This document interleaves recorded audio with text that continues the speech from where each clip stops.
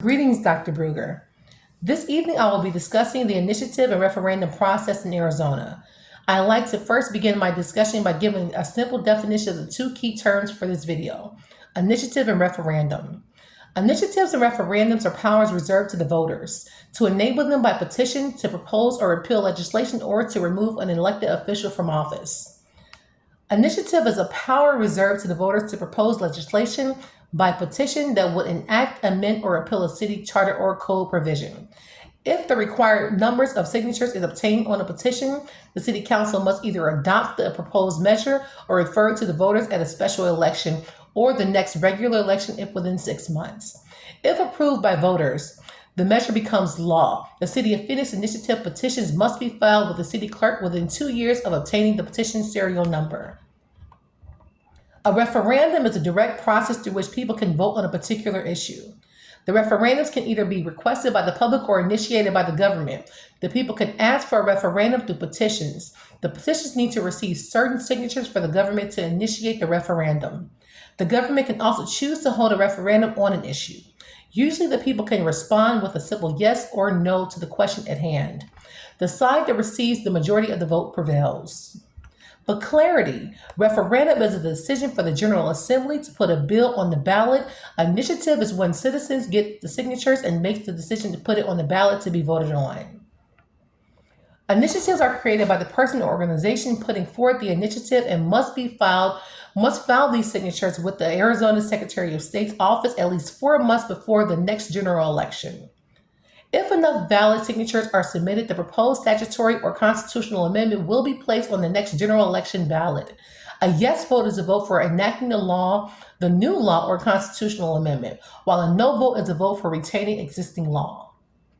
The Arizona's Constitution requires a valid signature from 15% of qualified electors to place an initiative proposing a constitutional amendment on the ballot, and a valid signature from 10% of the qualified electors to place an initiative for proposing a statutory amendment on the ballot. The Arizona Constitution states, "The people reserve the power to use their own option, the power to approve or reject at the polls any act or item, section, or part of any act of the legislator." Initiatives and referendums, along with recount elections and popular primary elections, were signature reforms from the progressive era between 1896 and 1917, when people sought to moderate the powers of parties and political bosses. These powers are written into several state constitutions, particularly in the West. Initiatives and referendums constitute a form of direct democracy. As of 2024, these processes are only available at the state levels and do not exist for federal legislation. The pros and cons of referendums and initiatives.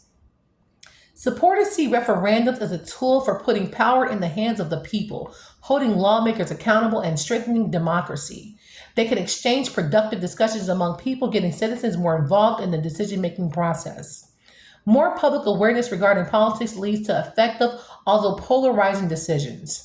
However, issues that divide political leaders can be heightened through referendums.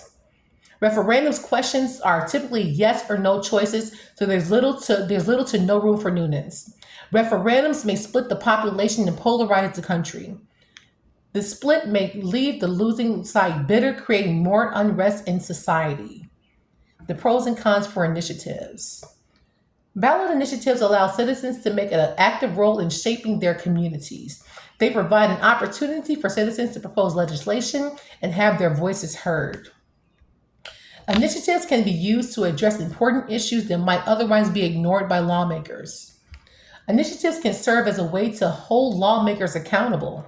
If legislators fail to address an issue that is important to the constituents, voters can take matters into their own hands and propose legislation through a ballot initiative.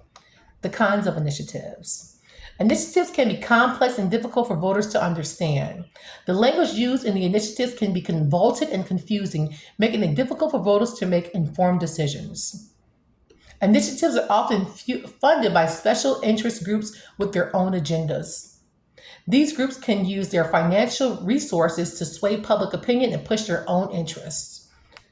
Initiatives are often binary choices, yes or no. This means there is no room for compromise or negotiation. If an initiative is passed, it becomes law, regardless of any unintended consequences or unforeseen circumstances. Lastly, direct democracy is defined as a form of government in which all laws and policies are decided by people directly, rather than by state officials. The elected officials make decisions on people's behalf. The Arizona Constitution supports direct democracy through initiatives and referendums. Thank you.